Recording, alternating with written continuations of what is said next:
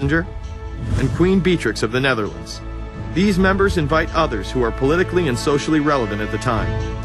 Each year, around 140 people are in attendance. Real quick, I asked you this question.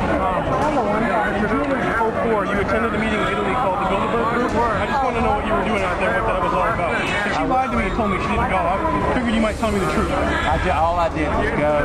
They had a Republican and a Democrat. Republican was...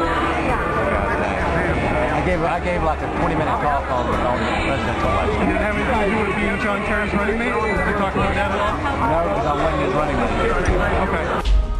I happened to be in Europe then on my way to Russia. I was invited to go to Bilderberg by Vernon Jordan, a friend of mine and a genuine hero of the civil rights movement. And to the best of my knowledge, NAFTA was not discussed by anybody in my presence. Documents released by the group in 2001 reveal that in September of 1955, the group met in Germany and covertly outlined the idea of a European Union.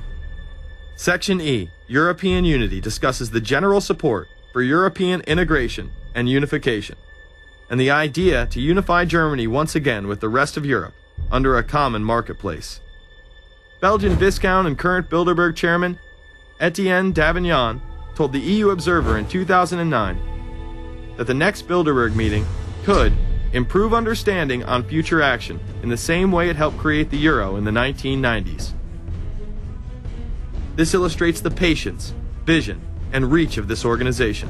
It was able to promote and establish both the European Union and a European currency over the course of just under 40 years, incrementally.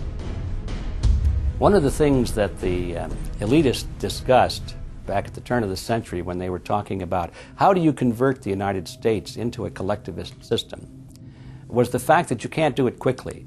You have to let people get used to it incrementally, because any major change would be rejected. The 1957 Conference of Rome, where the Common Market Treaty, providing for free trade in all products, was at last signed.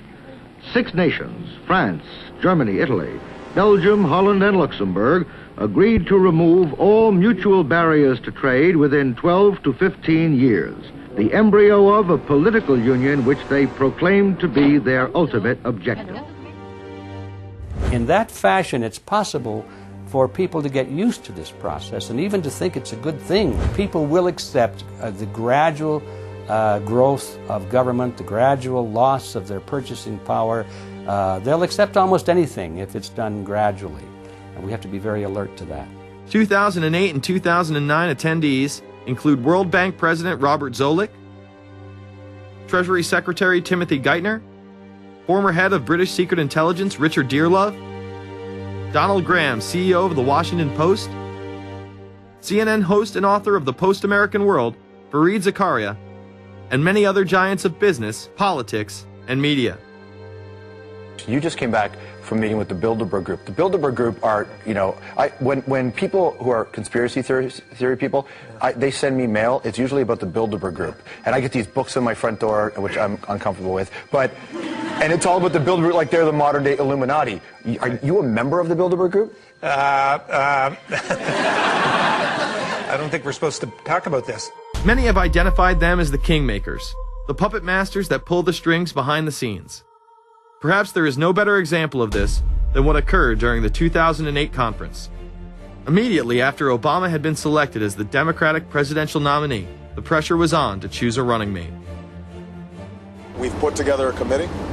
We are going to be equally deliberative in how we move forward.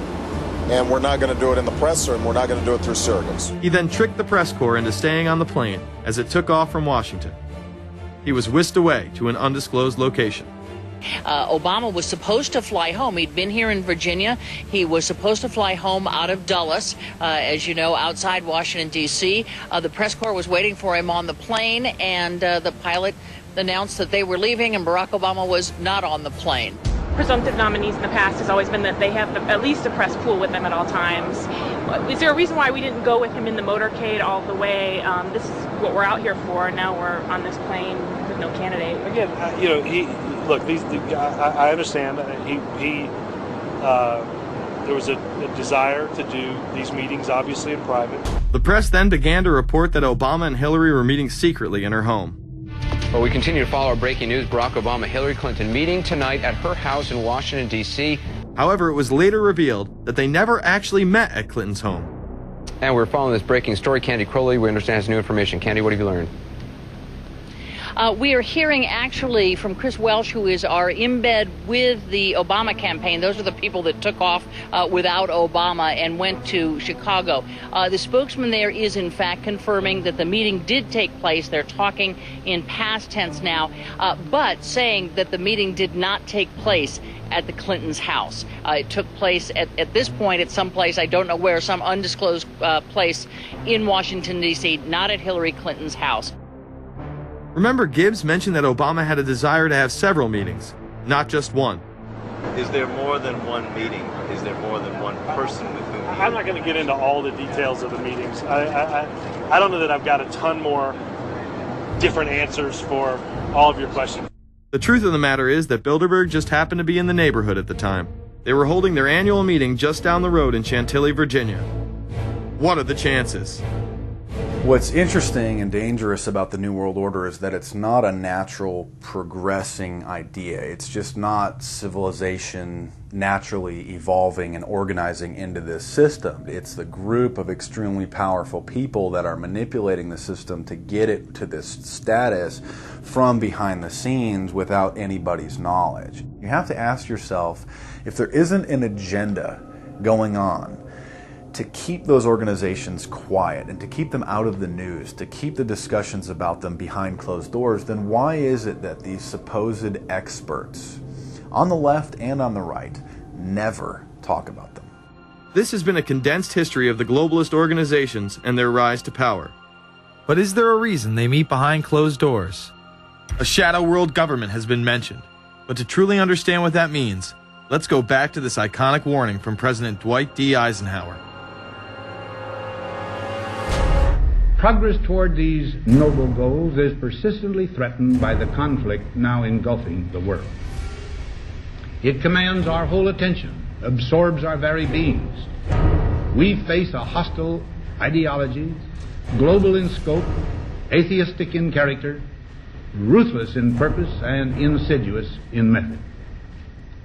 Unhappily, the danger it poses promises to be of indefinite duration. The need to maintain balance in and among national programs.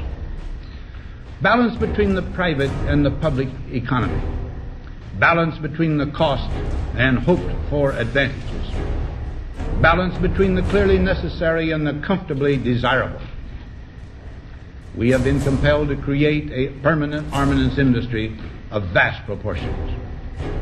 We annually spend on military security alone more than the net income of all United States corporations.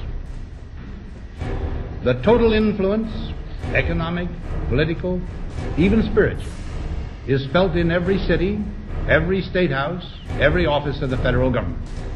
Yet we must not fail to comprehend its grave implications. Our toil, resources, and livelihood are all involved. So is the very structure of our society. In the councils of government, we must guard against the acquisition of unwarranted influence, whether sought or unsought, by the military-industrial complex. The potential for the disastrous rise of misplaced power exists and will persist. America went into a major mobilization, revived its defense industries, and we saw the civilian economy of America more and more skewed through the 50s.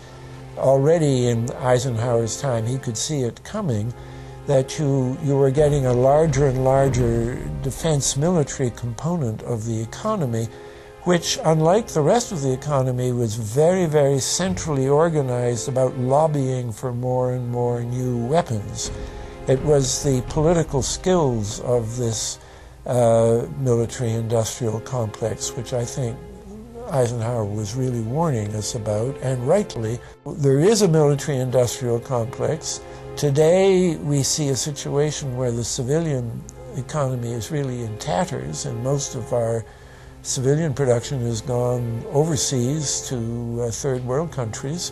What do we export? Our biggest export practically is garbage, but apart from garbage, we export military equipment. We have a special act which subsidizes, makes it possible for countries abroad to buy our armaments because it's too expensive